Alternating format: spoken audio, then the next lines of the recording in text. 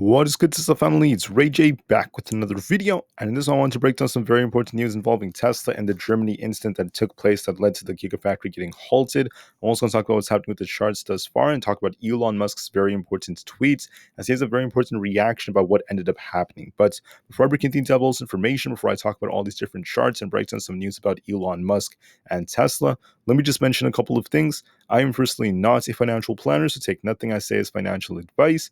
And then don't forget about the Moomoo link. The offer ends very soon. If you deposit $100, you're guaranteed 5 free stocks. If you put in $1,000, you're guaranteed up to 15 free stocks. And the offer ends very, very soon. Anyways, when it comes to the market, I just want to call out that SPY has a possible inverse head and shoulders right here. And this relates to Tesla for a couple of reasons. I'll talk about that in a second. But we have a possible inverse head and shoulders. We need to see SPY break above 508.4. If it does do so, it could be pushing for 509 plus if we get a bounce. But if we end up turning back down, we lose 506.96. We could turn a lot more bearish. So watch and see if we get this bounce or not. This relates to Tesla because Tesla has something very similar developing.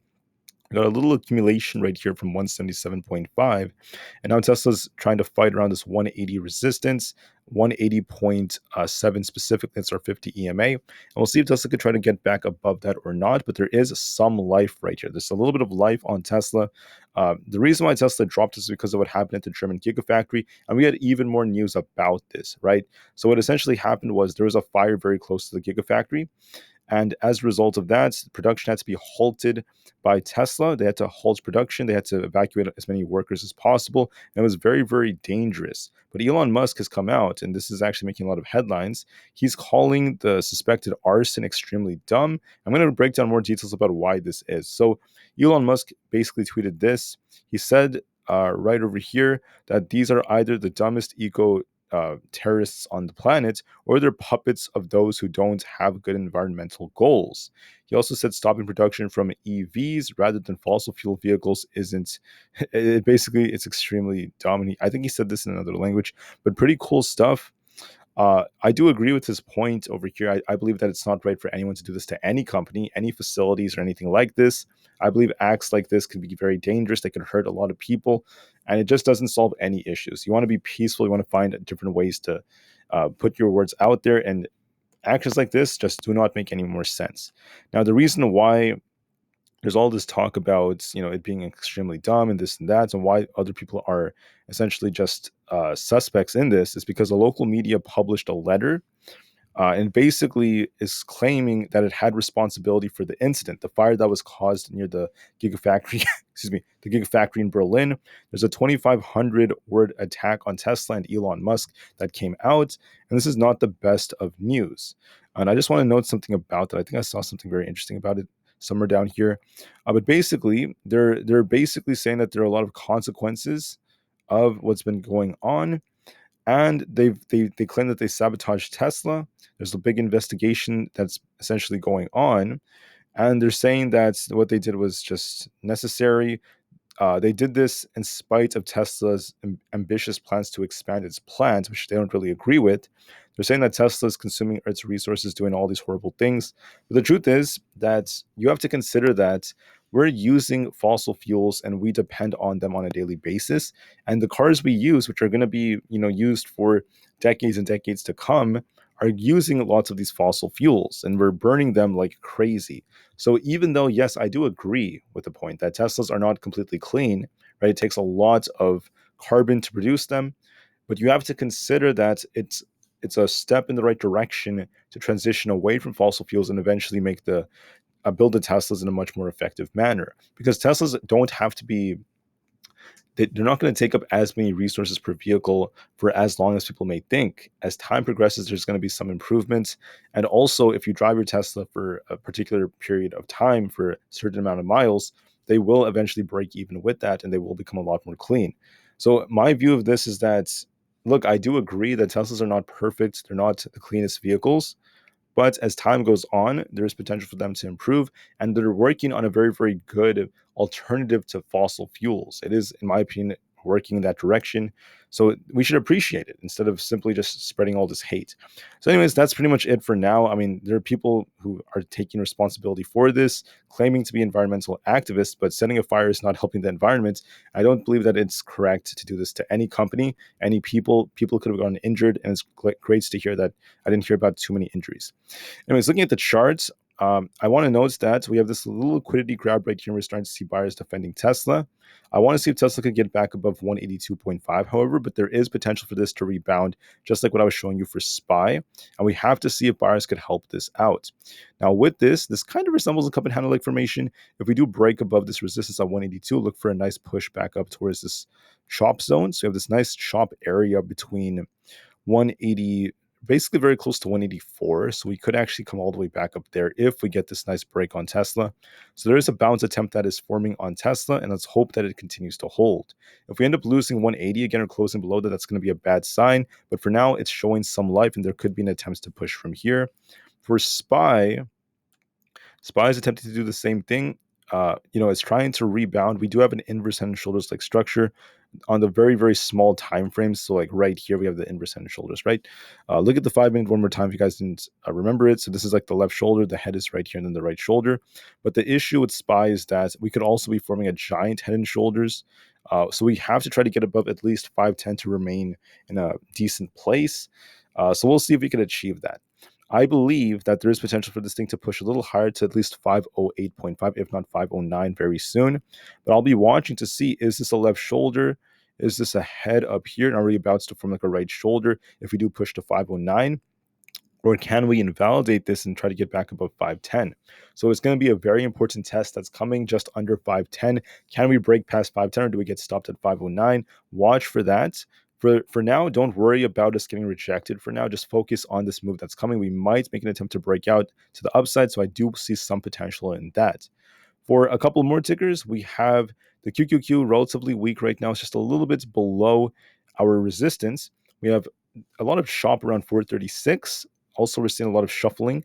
So we'll see if this could form a nice like accumulation and if we can try to make our way back up. So we'll see how this goes. We have to try to get back and turn our direction around. Otherwise, we're just kind of chopping right here. We have support very close to 435 as well. Don't forget about that, to 434. So we're still looking kind of weak on the QQQ, but I want to see if this thing could try to bounce somewhere around this range, somewhere close to 435 to 434, and try to make our way back above this resistance. If we get above 436.5, there could be an attempt to get up to about 438. But for now, we're just kind of shuffling. We're still looking kind of weak on the triple Q, so we'll see if we can get that bounce or not. So it might just shuffle and drop a little bit more from here, but we'll see if buyers try to defend us and try to put us back in this place. Otherwise, even if we do kind of get a little rebound, this chart is still in the bearish direction, so be a little bit more careful with this. This is looking weaker than SPY.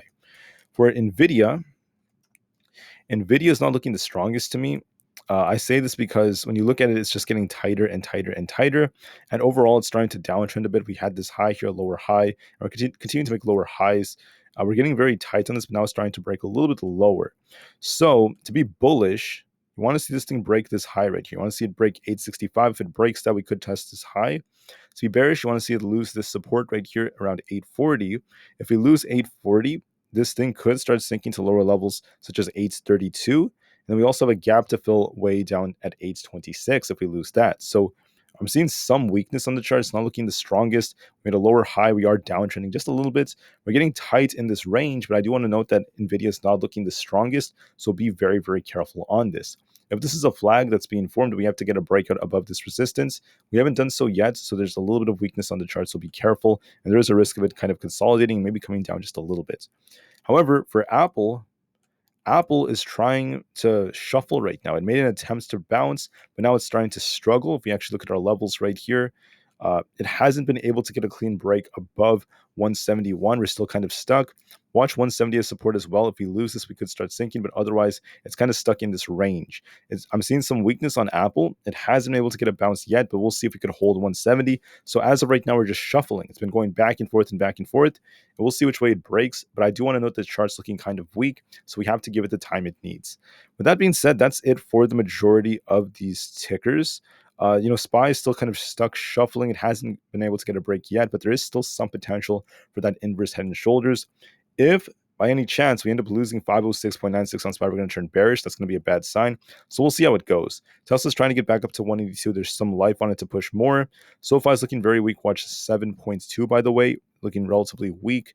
Super Micro is just shuffling very close to 1,000, not really doing a whole lot. It's kind of stuck around its 50 EMA. There's not really much going on with it. It's just stuck around very close to 1,000. It may just continue to shuffle. For the Russell 2000, we're just shuffling as well, looking a little bit weak, but we'll see how well it holds up here. It might just continue to shuffle around this 204 area. If we close around 205, we could turn bullish. If we fail to do so, we're just going to shuffle. If we end up sinking, watch 204 as support. This is where we bounced off of. So overall, kind of flat on the Russell 2000. Not really a whole lot going on with it. Might just be stuck in the range for now. I think it looks kind of range bound. And then finally, for just three more, I want to go over Microsoft. I had it somewhere right here. So Microsoft right here, it's still kind of stuck in a very important place. In my opinion, it's still kind of like downtrending, but it's approaching this 200 EMA right here. So we'll see if we can get a bounce between 400 and 402. If we lose 400, we turn a lot more bearish. Otherwise, we should see an attempt to bounce off 400 to 402 if we hold those levels. So we're approaching key support on Microsoft. On Amazon, we're looking a little bit weak. We failed to hold 174. We could sink a little bit more towards 172.5 and see if it bounces there. But I could see a little bit more downside on this. Same thing on Meta. Watch 486. Can we try to bounce off this? Can we hold support around here, or do we lose it? If we lose 486, we turn a lot more bearish. If we hold it, we could try to rebound to 493 plus. Otherwise, we're still kind of stuck. Otherwise, that's it for this video, guys. SPY is looking a little bit weak, but there is still that inverse essentials. We'll see if this plays out or not. If it fails, it is what it is, guys. I'm going to be very reactive right now. I'm just waiting to see how this develops because SPY is very choppy. It's kind of hard to read which direction it will bounce in. So give it the time it needs. We'll see how well SPY holds up. And with that being said, I thank you all so much for listening. Have a great day, guys. I'll see you guys very soon in a couple of hours. The market still looks the long term is very bright alongside Tesla. Let's see how well Tesla could hold up. It is still trying to rebound a bit. Let's hope some buyers try to defend it, and we'll see how it goes. All right. Have a great day. I'll see you guys very soon, and peace out.